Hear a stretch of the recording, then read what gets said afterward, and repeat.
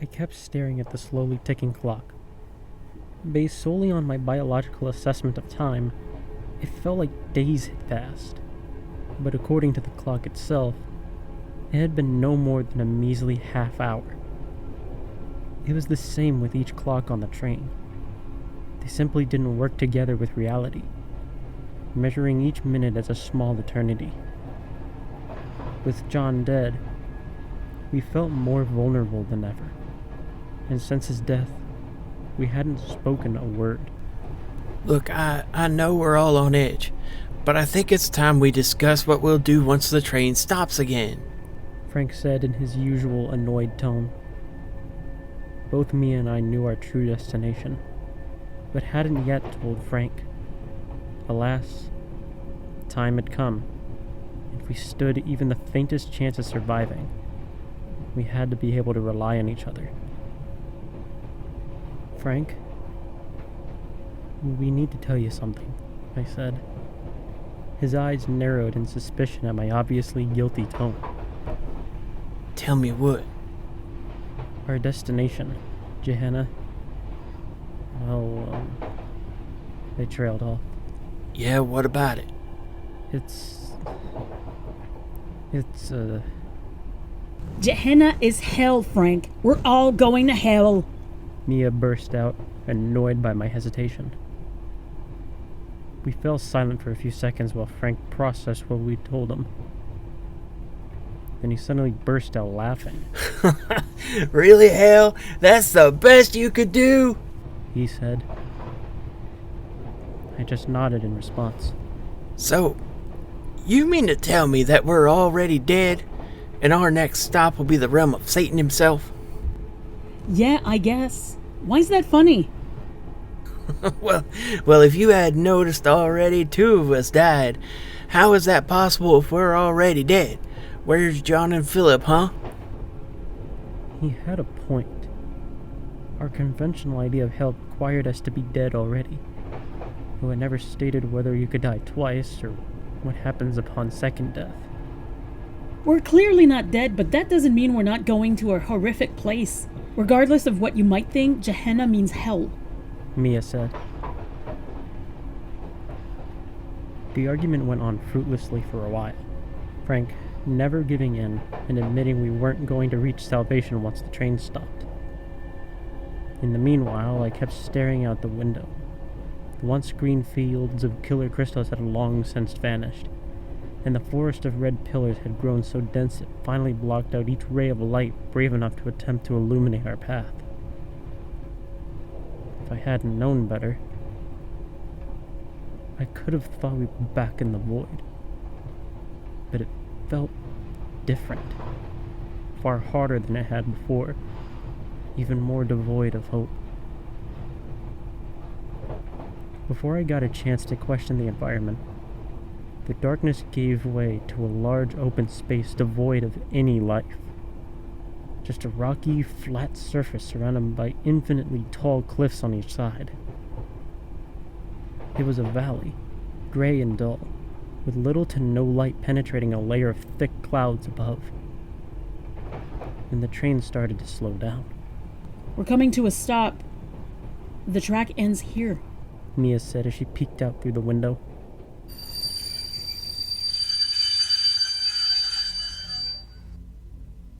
Before long, the train stood still, and all the doors opened automatically, signaling for us to get off.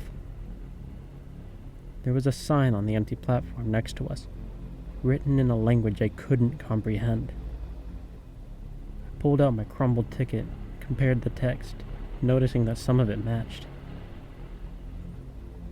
Gehenna, I mumbled. So what now? We get off the train and wander the wasteland, or sit here with the last of our supplies, waiting for hunger to kill us? Frank asked. We never got the chance to make a decision, before the train simply started disintegrating under our feet. First the windows turned to sand, then the seats rotted away as if it had hit 1,000 years of time, and finally the floor started to crack, causing us to plummet to the ground. I groaned in pain as I landed, severely twisting my ankle, while the others landed slightly more elegantly. Me and Frank helped me to my feet as we witnessed the last chunks of the train just vanish before our eyes. We climbed off the tracks and onto the platform. It was situated on a bridge, giving us a clear view of our surroundings. It was a city, or at least it used to be one. Now nothing more than the ruins of a previously inhabited place.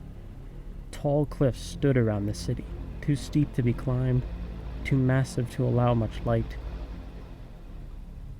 We were in the shadows, clueless and lost. I looked around at the worn-down buildings, desperately searching for any kind of life. But there was none to be found. Without any other options, we headed down to the streets and started searching for a way out.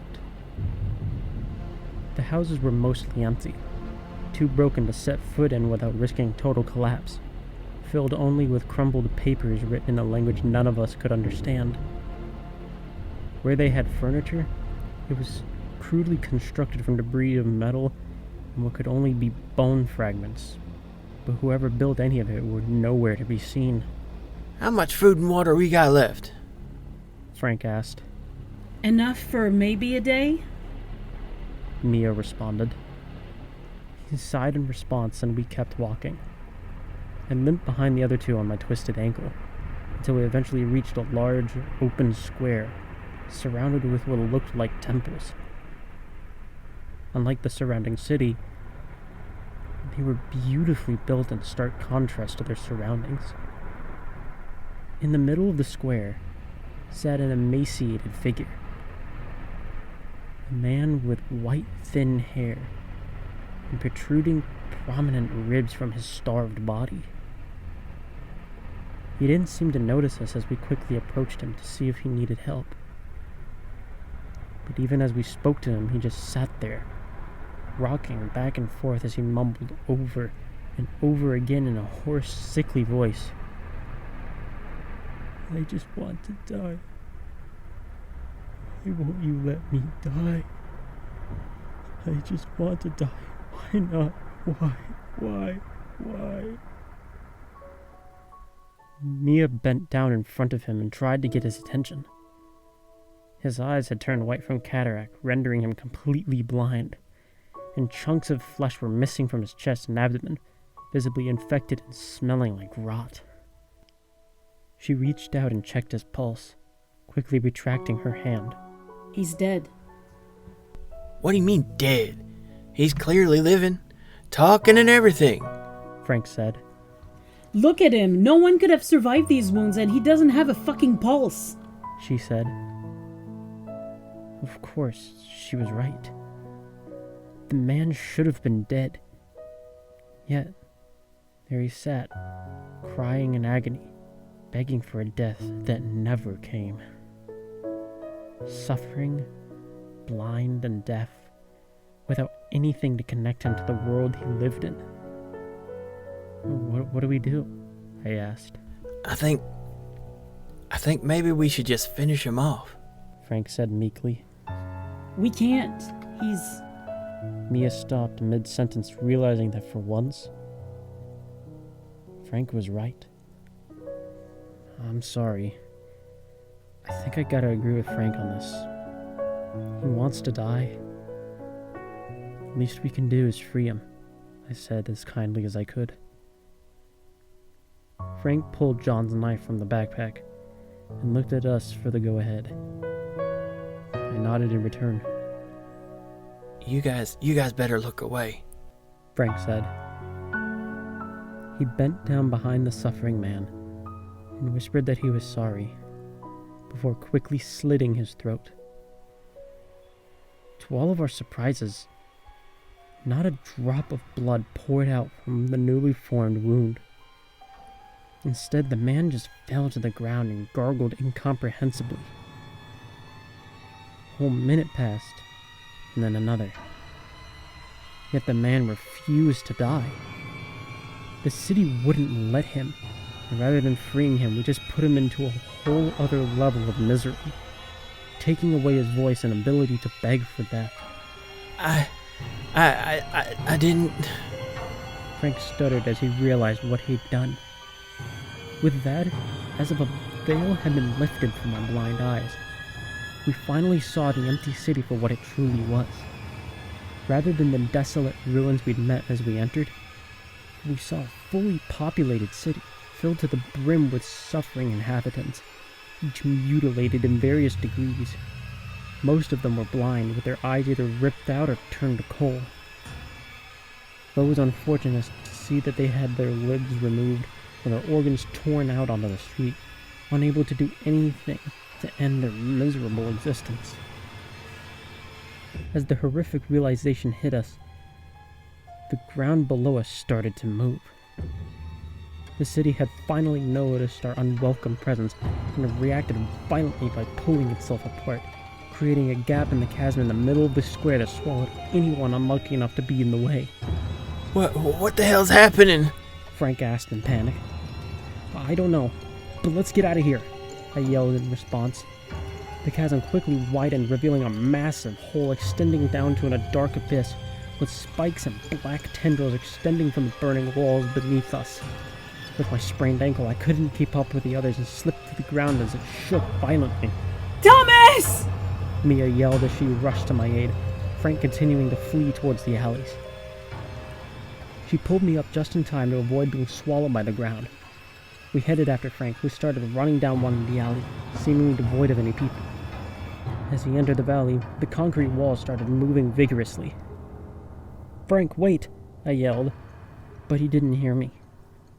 By the time he noticed the walls, he was already too late, and hundreds of spikes shot out from the walls, morphing out from the concrete buildings. Frank dodged the first one as he tried to retreat back towards us, and for a moment, it seemed like he was in the clear, before one final spike emerged and penetrated straight through Frank's abdomen. With the mortal wound, the wall fell silent. Frank collapsed to the ground, holding onto his guts, unable to scream from the intense pain. "Frank!" We yelled simultaneously as we rushed to his mangled body. He lay there in shock, his eyes darting frantically back and forth between us. Too wounded to move, he didn't even realize the severity of his injury.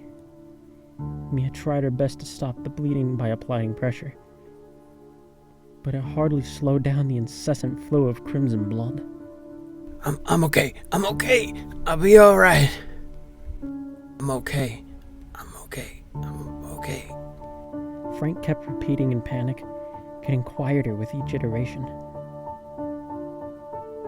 He quickly bled out, too fast to accept his ultimate demise. And all we could do was sit over him as he let out a final breath, and finally fell silent.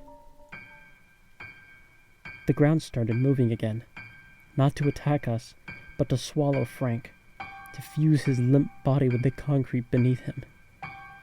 Within seconds he'd vanished, and had become one with the city of Gehenna. Before we could get the chance to catch our breaths, the walls started moving again. My injured leg, I knew I stood no chance of escape, but Mia didn't have to die with me. "Mia, get out of here!" I yelled as the spikes formed around us, reaching out to destroy our vulnerable bodies. Then, out of nowhere, a dark rumble sounded alongside of bright light, and the ground came to a standstill. An old man emerged from up the alley, wearing a worn-out but perfectly tailored suit and a cane in his left hand. The sound shook us, and I grabbed my ear futilely, trying to block it out, but it barely helped. "What the hell are you kids doing here?" The man said, as both Mia and I passed out. To be continued.